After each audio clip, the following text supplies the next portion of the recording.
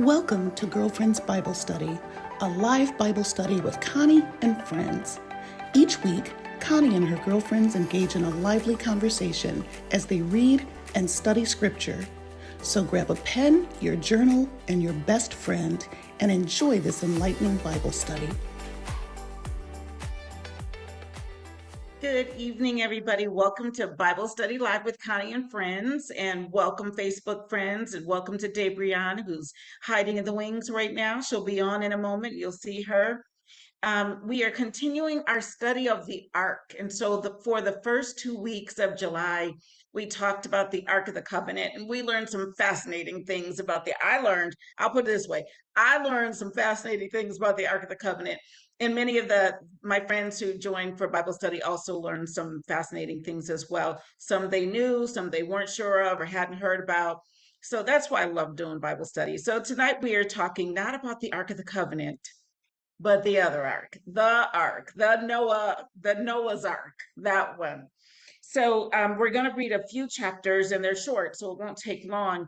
But I also want to just talk about a couple of things, because this is kind of what was revealed to me when I was studying it today. So we're going to start first with the last verse of chapter 5 of Genesis. So 5:32 is the first verse we're going to read, which says, after Noah was 500 years old, he became the father of Shem, Ham, and Japheth. So he was old. Before any of this happened, he was old. So now we go to chapter 6, and this is important. I'll tell you in a second. Chapter 6 says this. And this is also important. We've studied this in another context, but I want to put it in the context of what caused God to do what he did with Noah. When human beings began to increase in number on the earth, and daughters were born to them, the sons of God, which is debatable about whether or not those are fallen angels or who they are. We don't know exactly, but there are arguments on both sides. The sons of God saw that the daughters of humans, see how they delineated that there? I'm just saying. Or the daughters of men. So the sons of God saw that the daughters of humans were beautiful, and they married any of them they chose. Then the Lord said, my spirit will not contend with humans forever, for they are mortal. Their days will be 120 years. Want to pause? At this point, Noah's already 500 years old. So, but God's like, we're cutting it off. 120 is going to be what it's going to be. Then we hear about those Nephilim again. We've talked about them as well. Look at verse 4 of chapter 6. The Nephilim were on the earth in those days and also afterward. And it says that in both King James and NIV. When the sons of God went to the daughters of humans and had children by them. They were the heroes of old, men of renown. And again, there's some people have speculated, some scholars have speculated that these men of renown and heroes of old were, like the Greek mythological people and that kind of thing. So those gods, the mythological gods, we don't know. We are reading what we know from the text. Hi, Gina. The Lord saw how great the wickedness of the human race had become on the earth, and that every inclination of the thoughts of the human heart was only evil all the time.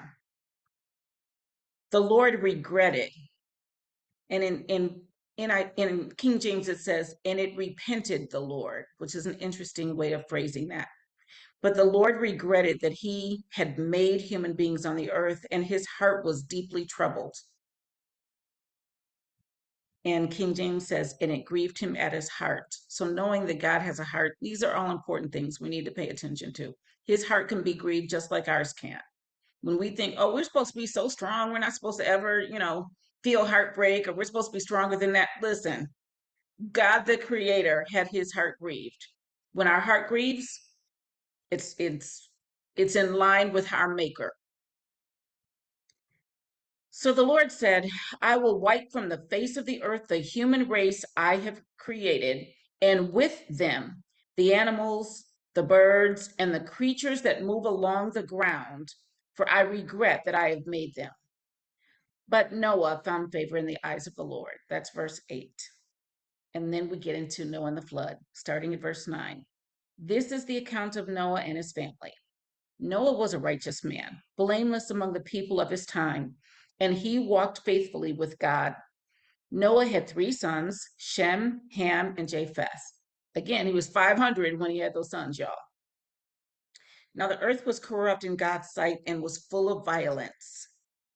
God saw how corrupt the earth had become, for all the people on earth had corrupted their ways.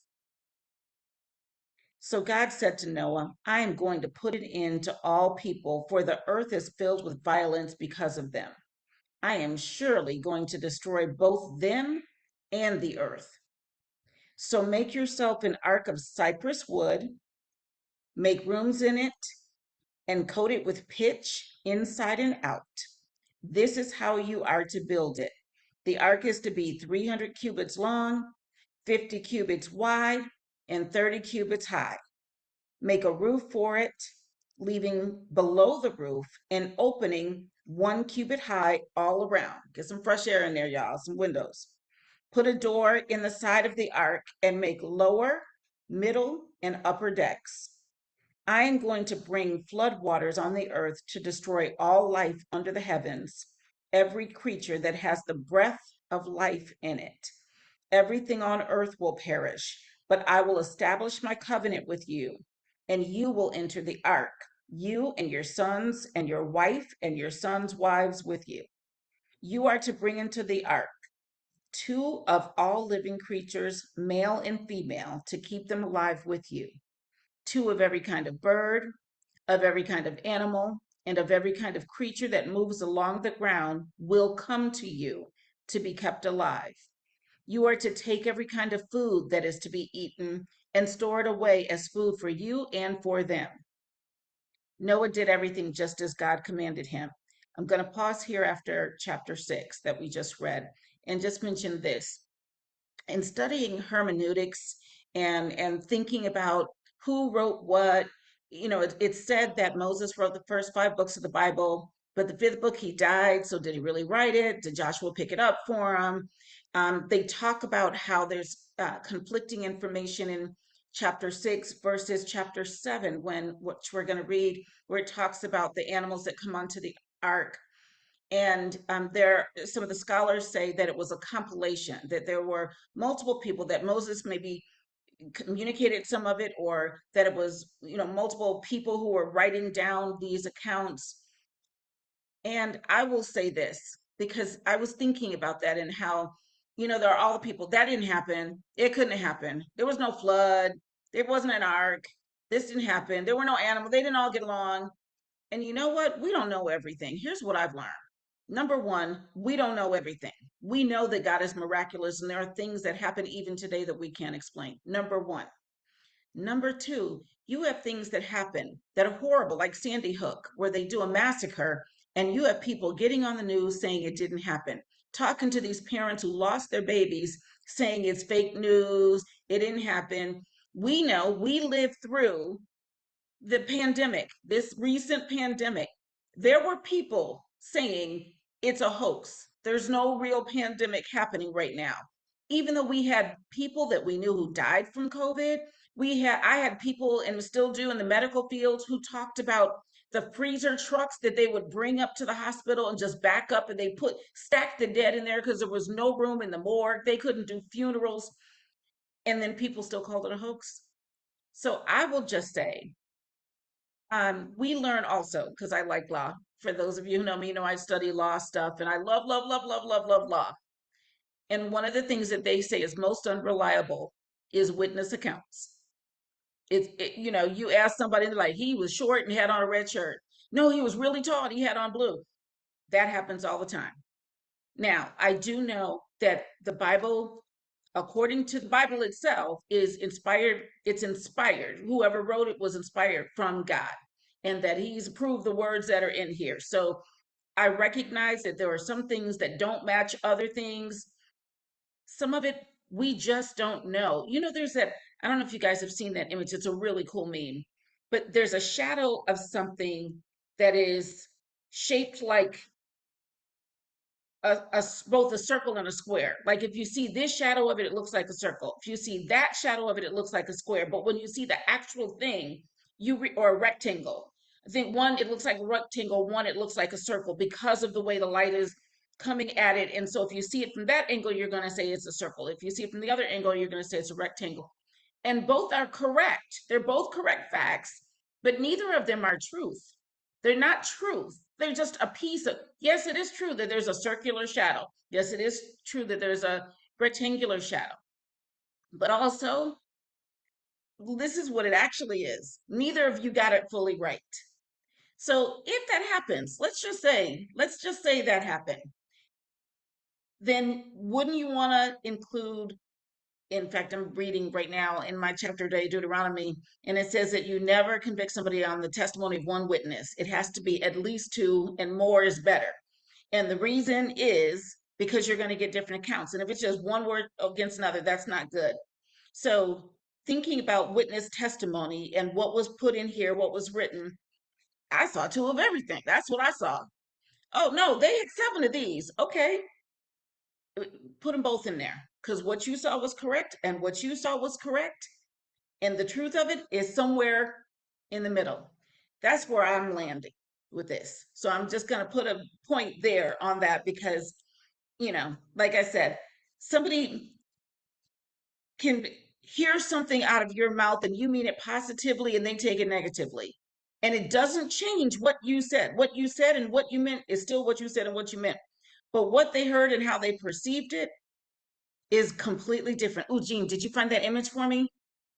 You did? Are you nodding? Okay, good. So I'm gonna show you guys this image because I have it on Facebook, but I'm gonna pull it up so it'll open. Oh, I love this. I love this, love this. Thank you, Gina, so much for this. Let's see. I'm gonna download it so that it'll open and good. And then I'm gonna share my screen.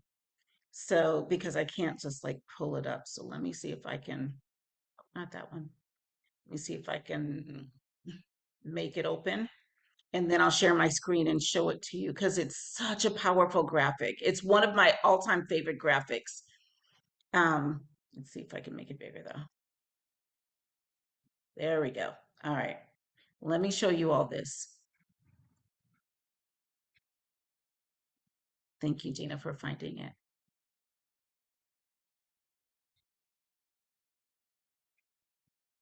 How powerful is that? This is true. This is true. This is truth. So powerful. And if you get one person's opinion, they're going to say it was a circle. And somebody else is going to say it was a square. And not just a square, it was an orange square. It's not just a circle, it's a blue circle. But the truth is that it's this shape. It's a cylinder that if you look at it this side and look at that shadow, this is what you're going to see. If you look at this, it's such a powerful thing. So I don't have a problem with conflicting accounts in the Bible. To me, that says multiple witnesses. That's what that says. It's definitely true because there were multiple witnesses. So, and I'm going to come back to that in a minute. You're going to understand why I'm talking about those multiple witnesses. But I just love this image. It's so powerful. Hope you all are looking at it and admiring it. Thank you, Gina, for finding it so quickly. All right. Okay, back to reading. Now we go to chapter 7 of Genesis, which says, "The Lord then said to Noah, 'Go into the ark, you and your whole family, because I have found you righteous in this generation. Take with you 7 pairs of every kind of clean animal, a male and its mate, and 1 pair of every kind of unclean animal, a male and its mate.'" Now, right there alone, you could see the person who was only looking at the unclean, they're sure they just went 2 by 2 and it was just one of each. You had 2 of each. And somebody else is like, no, there were 14, 7 pairs. What they were looking at, because maybe they were hanging with the clean animals, they saw 7 pairs. The other guy, he was hanging with the unclean animals. He saw 1 set. I'm just saying, this is true. This is true, but there's also truth. And also 7 pairs of every kind of bird, male and female, to keep their various kinds alive throughout the earth. 7 days from now, I will send rain on the earth for 40 days and 40 nights. And I will wipe from the face of the earth every living creature I have made. And Noah did all that the Lord commanded him. Noah was 600 years old when the flood waters came on the earth, which means his kids were about 100 because he had kids at 500. So they're about 100 years old. About. And Noah and his sons and his wife and his son's wife, because you know you're 100, you're not a baby. I know they call them youngster and junior and whatnot, but they're married. And his sons' wives entered the ark to escape the waters of the flood. Now it says, pairs of clean and unclean animals, of birds and of all creatures that move along the ground, male and female, came to Noah and entered the ark as God had commanded Noah. And after the 7 days, the flood waters came on the earth. In the 600th year of Noah's life, on the 17th day of the second month, so we'll say February, just for our own, in our time, it's February 17th. It's not then. I'm just saying that's what we're going to use for relevance and for reference for now. So on the 17th day of the second month, on that day, all the springs of the great deep burst forth, and the floodgates of the heavens opened, and rain fell on the earth 40 days and 40 nights. On that very day, Noah and his sons, Shem, Ham, and Japheth, together with his wife and the wives of his 3 sons, entered the ark. They had with them every wild animal according to its kind, all livestock according to their kinds, every creature that moves along the ground according to its kind, and every bird according to its kind, everything with wings. You notice there aren't any bugs in there. I'm just saying. No spiders, no flies. Okay. I'm just saying. Some things aren't from God. Just saying. Pairs of all creatures that have the breath of life in them came to Noah and entered the ark. The animals going in were male and female of every living thing, as God had commanded Noah. Then the Lord shut him in. For 40 days, the flood kept coming on the earth, and as the waters increased, they lifted the ark high above the earth. The waters rose and increased greatly on the earth, and the ark floated on the surface of the water. They rose greatly on the earth, and all the high mountains under the entire heavens were covered. The waters rose and covered the mountains to a depth of more than 15 cubits, which is about 23 feet. Every living thing that moved on land perished: birds, livestock, wild animals, all the creatures that swarm over the earth, and all mankind. Everything on dry land that had the breath of life in its nostrils died. Every living thing on the face of the earth was wiped out. People and animals and the creatures that move along the ground and the birds were wiped from the earth. Only Noah was left, and those with him in the ark. The waters flooded the earth for 150 days. Here's another thing that they say, wait, I thought it was 40 days, 40 nights. Okay. It said it rained for 40 days and 40 nights, not that the waters, because if it rains 40 days and 40 nights, it's not going to be dry on day 41. I'm just going to say. So to me, this is it's not in conflict. But when I was reading about it with these, people, oh, see, that means somebody else wrote that. Come on now. How long I put the timer in the dryer for 90 minutes, and then I take it out and it takes 120 minutes for the clothes to actually dry. Does that mean I didn't set it for 90 minutes and take it out the dryer? It just needed more time. That's all I'm saying. That's all I'm saying. Hi, Spring. Good to see you, honey bunny.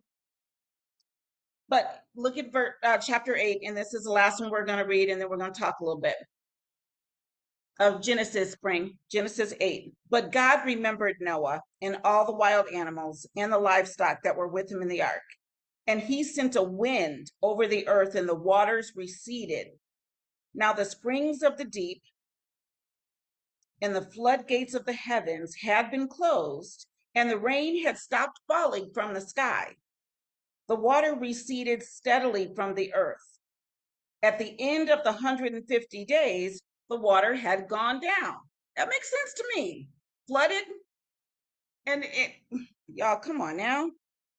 And on the 17th day of the 7th month, so that's like July 17th, right? If we were February 17th, now we're July 17th. This was yesterday. the ark came to rest on the mountains of Ararat, which I have learned is in Turkey. The waters continued to recede until the 10th month, October. And on the first day of the 10th month, the tops of the mountains became visible. After 40 days, Noah opened a window he had made in the ark and sent out a raven, and it kept flying back and forth until the water had dried up from the earth.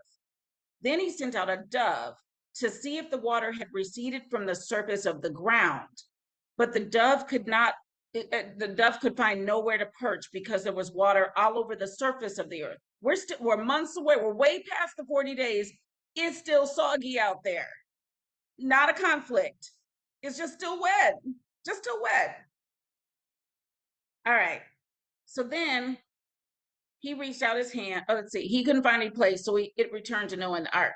He reached out his hand and took the dove and brought it back to himself in the ark. And then verse 10 says, he waited 7 more days and again sent out the dove from the ark.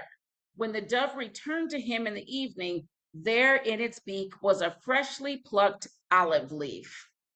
Then Noah knew that the water had receded from the earth. He waited 7 more days and sent the dove out again, but this time it did not return to him. By the first day of the first month, January, so it started February 17th, now in January the next year of Noah's 601st year, because he was 600 when this all started, now he's 601. Noah then removed the covering from the ark and saw that the surface of the ground was dry. Still, he's being cautious because it says by the 27th day of the second month, he still waited. February 27th, another, just being on the safe side, the earth was completely dry. Then God said to Noah, come out of the ark, you and your wife and your sons and their wives. Bring out every kind of living creature that is with you, the birds and the animals and all the creatures that move along the ground, so they can multiply in the earth and be fruitful and increase in number on it. So Noah came out together with his sons and his wife and his sons' wives, all the animals and all the creatures that move along the ground and all the birds, everything that moves on land, came out of the ark, one kind after another. Then Noah built an altar to the Lord. And this, I know Gina's always like, seriously? But yeah, Gina, it happened. Taking some of all the clean animals and clean birds, he sacrificed burnt offerings on it. The Lord smelled the pleasing aroma and said in his heart, never again will I curse the ground because of humans, even though every inclination of the human heart is evil from childhood. And never again will I destroy all living creatures as I have done. As long as the earth endures, makes you wonder what that means, endures. And, in King James, it says, while the earth remaineth, which implies, I'm just saying, but as long as the earth endures, seed time and harvest, cold and heat, summer and winter, day and night will never cease. And that was chapter 8. So we read Genesis 5:32, then we read all of Genesis 6, 7, and 8. All right, now listen. I wanted to read about Mount Ararat, where they say the ark came to rest. And here's the thing, and I'm going to unpin myself and make it so that all of you can be seen. But I'm going to say this. Here's what's interesting when you read about it. And I went to a bunch of different sites, history sites and things like that, different scholars. There are people who say, experts, archaeologists, who say they've been to Mount Ararat. And based on their geological studies, there are a couple of things. One is that marine life, it shows marine life was at the top of the mountain, at the peak, and it's the highest mountain in that area, but that there was marine and human life there. They have seen within the mountain the framework of the ark. There are multiple people. First, nobody could go up there. And then finally, they've got some people who go up there. Of the people that have gone up there, they had multiple people who say they saw remnants of the ark, and others who said fake news, didn't happen. Just didn't happen. It wasn't there. Nope, nobody knows. They just decided no, it didn't happen. I'm reading history, I'm reading archaeology, I'm reading, not just the, biblical positivity 101, not that. reading history stuff, and they're saying, yes, there's been evidence shown that the ark was there, that that's where it rested, and that there have been pieces of that ark that are still there. I'm not going to be the one that said it didn't happen. Number one, I wasn't there to see it, first of all. But secondly, I know even in my own time that people have denied things that we're looking at, that we are experiencing, that we know for a fact happened, and they're like, didn't happen. Didn't happen. Pandemic, it was a hoax. Sandy Hook didn't happen. Just fake news. I'm not doing that. I'm not doing that. Then I started reading about hermeneutics and who wrote this, these books of the Bible, and where did they first find these, and who wrote these, and all of that. And they can't dispute that these were written during those time periods or shortly after. They're not disputing that. They're just arguing about who wrote it. Is it circle or square? And to me, that's just a distraction. So I like the specificity of the ark. I like that actual archaeologists and scientists and geologists went up to the top of Mount Ararat, found proof that it existed, found proof that the top of a mountain that is the highest peak in that country, that should not have fish at the top of it, but would have if it had been covered with water. They found that. So anyway, that's what I have to share tonight about the ark. This time Noah's. And what have you all to say, my beautiful sisters?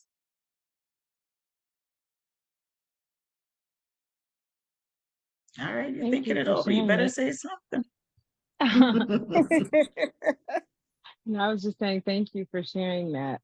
One of the things that stood out to me was the fact that you reading about the 120 years, which I had read before, but putting that, relating that to Noah's sons going with him into the ark, and being that he was 600, meaning that they were approximately, unless they were triplets, that they were all the same age, but they were all around 100 years old.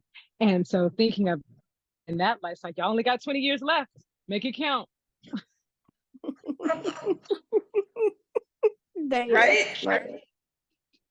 They spent a year on the ark.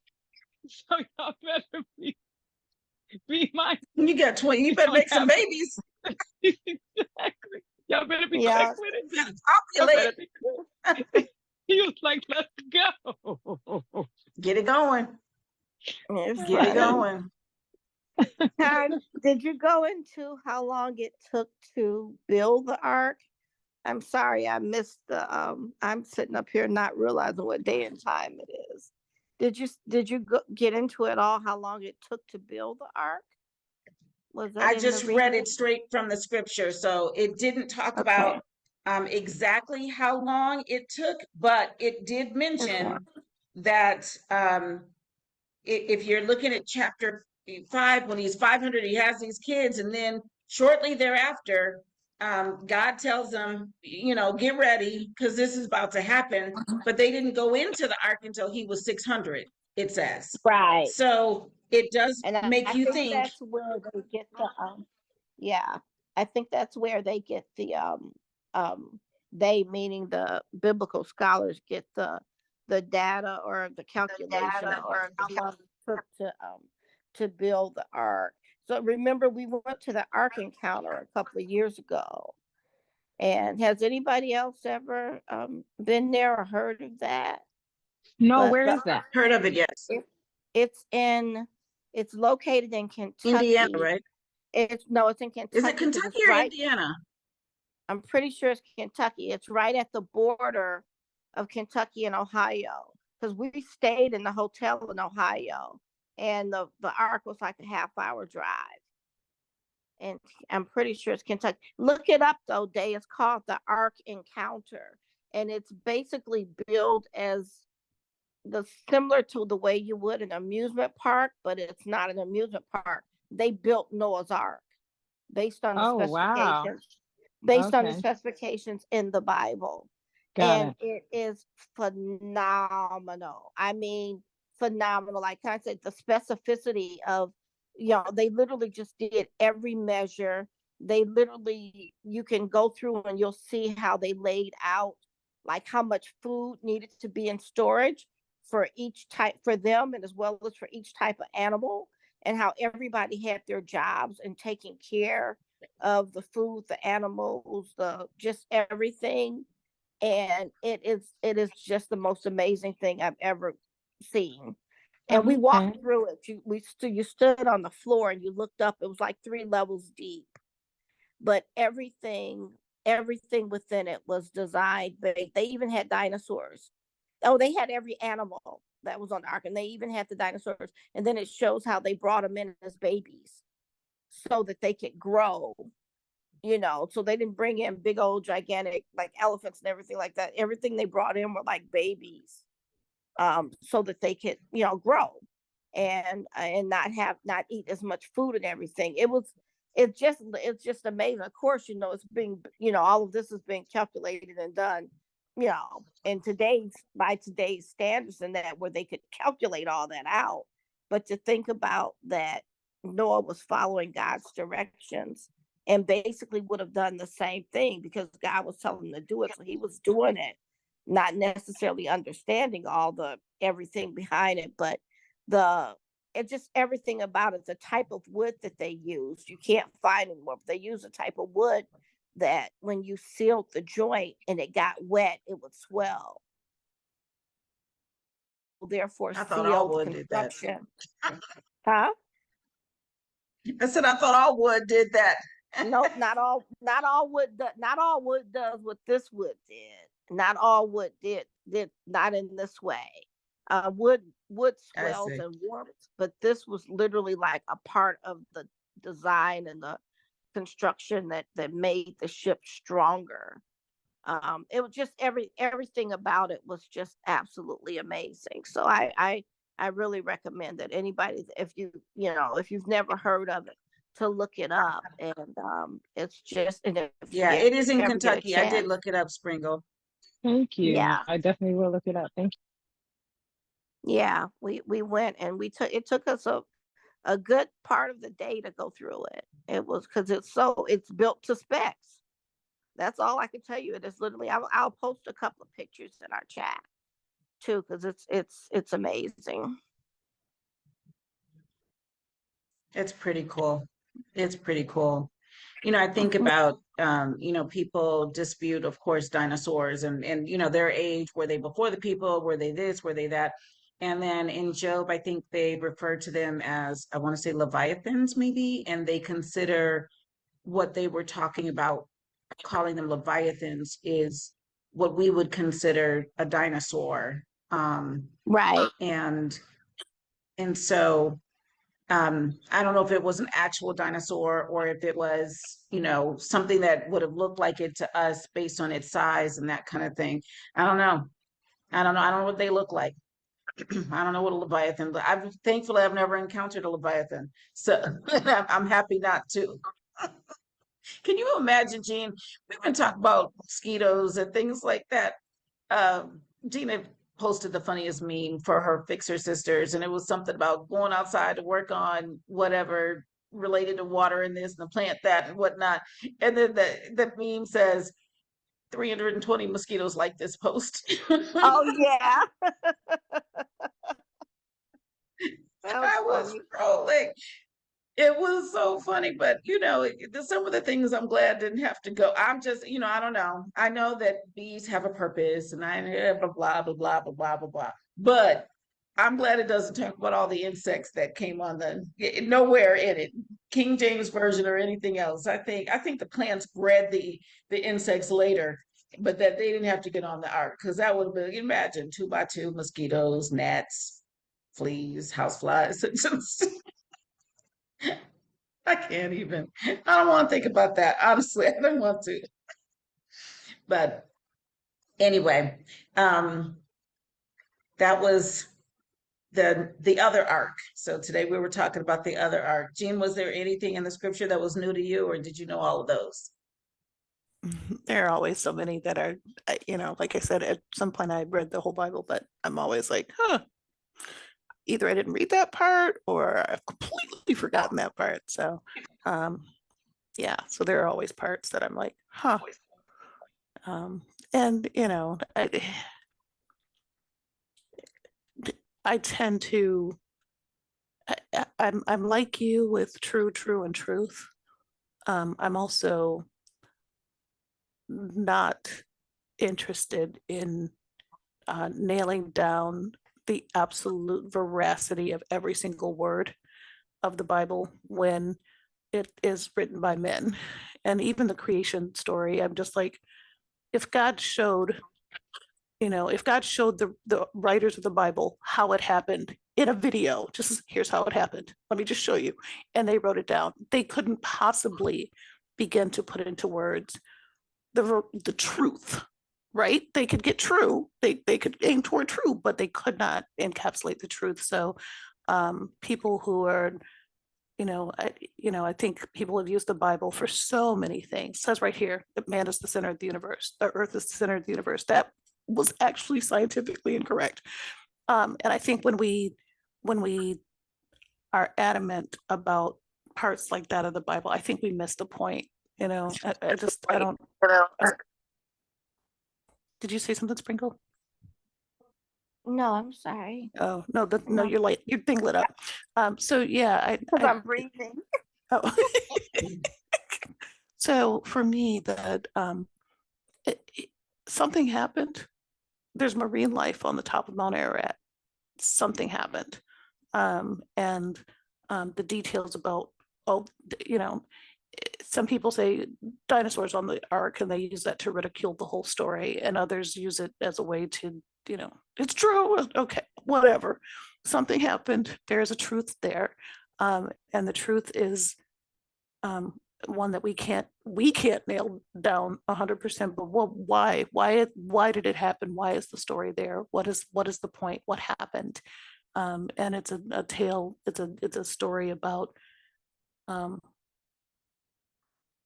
our hearts, right? And how our hearts were wrong, and how our hearts grieved God, and that to me is that's the thing we need to hold on to. So the Yeah. story, when you hear that we grieved God, that just, if it doesn't bother you that the Creator was hurt by us and our actions and our motivations, then and you want to focus on, but what about this measurement? What about how many days was it? Okay, I'm sorry, but I think Right? you You missed completely missed the point. yeah. Yep. So Yeah, because that's what really struck me today. It stuck out to me. Was reading about, I can only imagine. I mean, we have children at times, and our children, but there was a story I read today on our prayer call about this older woman, and it when something goes awry with our children, it grieves us. When something goes awry with one of our loved ones, it grieves us. I think about mothers who have children who have stolen everything and sold everything in their house for crack, and they get home and all their appliances and electronics are gone because their birthed child has done this thing, and you think their heart's not grieved? Like, to me, that's the bigger thing, is the grief of the heart. Like, you would do this? You would do I created you. You came out of me. I tried to put everything in you. That's part of the story today. Said she said, I don't know what I did wrong. I don't know what I did wrong, but my son, is a meth addict living in a homeless meth addict or whatever it was. And she didn't know what she did wrong, but her job now was to just be kind to as many people as she could, because, you know, maybe if somebody had been kind to him, he would have turned out differently. She just didn't know. Anyway, it was a powerful, powerful story. Spring, I posted it on Facebook if you haven't seen it. And all of you on Facebook, I posted it on Facebook. You should read it. It really is. It's a very, very touching story. But it is a reminder to be kind. But I agree with you, Gina. That's why when I was reading it, I was like, okay, let me find it, because I wanted to know, has anyone ever gotten to the top of Mount Ararat? Because just earlier this week, I read about them getting to the tops of mountains. This was on one of the Neil deGrasse whatever sites, right? About how scientists and geologists had gone to the tops of these mountains and found marine life and marine materials that showed it was underwater at some point. No, it was scientific. Nobody had a problem with it, right? Because it was science. But then when somebody posted, this is what we're talking about with Noah's Ark, shot them down, like just just all of that, and yet nobody disputed the science, right? Of this is what's up there. Yeah. And so I read that separately, and then then I was looking to study a little bit about Mount Ararat and reading all the. That's not what happened. See, this one said 40 days, and this one said 150, and then I was like, I felt exactly like what you just said. Y'all are just missing the point. Y'all are just what? Seriously? That's not the point. That's not the point.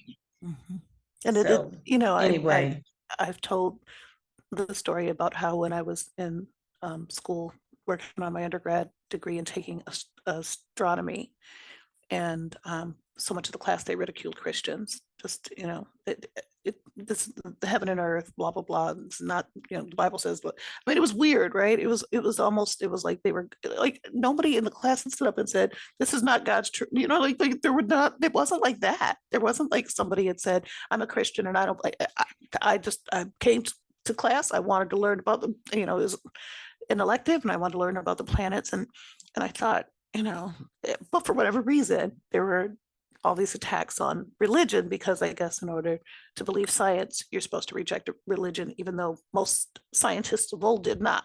So, so I thought, okay, well, I don't even know how we got on the topic of God existing outside of time. And oh, that's ridiculous. That doesn't make any sense. And then we started learning about black holes, and we learned that at the center of a black hole, time stops. That there's an event horizon at which point you can no longer, the gravitational force is so powerful, you can no longer escape the black hole. Once you can get past that, you're going in. And as you go in further and further and further, time gets slower and slower and slower until you get to the center of the black hole and time stops. And I was like, wait, are you telling me scientifically that there is a place where time doesn't exist? I mean, is that what, because I mean, when somebody else said it, you were like, that's crazy talk, right? So it's just interesting, how people feel that science, which to me is the study of creation,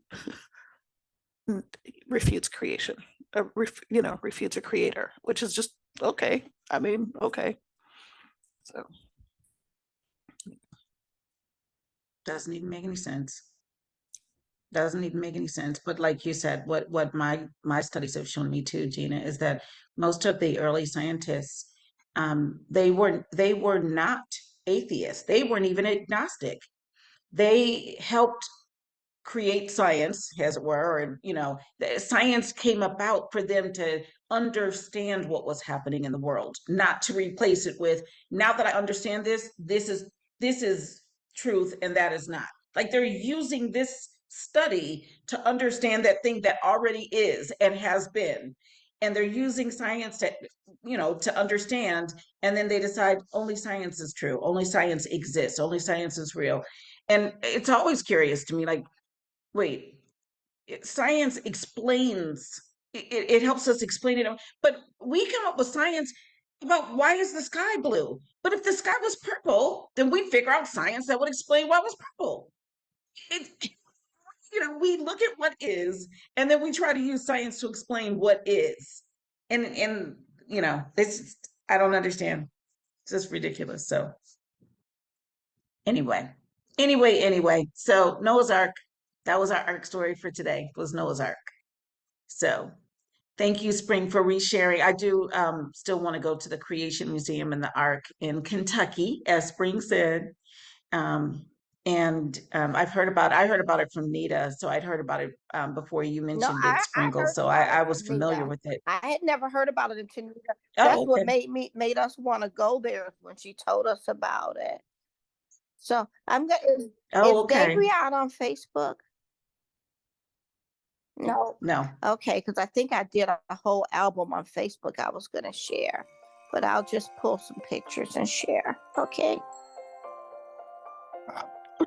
Sounds good, Thank honey you. bunny. Well, thank you everybody on Facebook for tuning in. Thank you, ladies, for being here and for the great discussion. And so we're going to say farewell to Facebook. Farewell, My Facebook. See ya. Facebook.